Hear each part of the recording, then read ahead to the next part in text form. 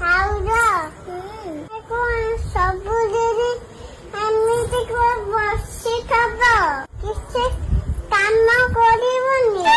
ମୁଁ କିଛି ବୁଝିପାରୁନି। କିଏ କର ପିଲା ତମେ କିଛି ଗୋଟେ ତମ ଘର ଲୋକ ଶିଖେଇ ନାହାନ୍ତି।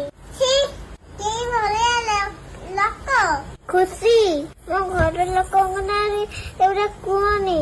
ମତେ ବାଧୁଛି ରେ ବାଧା ପଶି ଯାଉଛି। ଆମ ବୋଉ କଣ ଖାଲି ଖାଇବା ଆଉ ହଗିବା ଏଇ ଗୋଟେ ଶିଖାଇଛନ୍ତି, ଆଉ କିଛି ଶିଖେଇ ନାହାନ୍ତି। ଝିଅ ଯେମିତି ନାହାନ୍ତି ସେମିତି ହେଇଥିବ। ଘର ପିଲାର ମୋ ଭାଇ ଜୀବନ ଖାଇବାକୁ ଆଇଛୁ। ଖୁସି ତମେ କହୁଛ ବୋଉ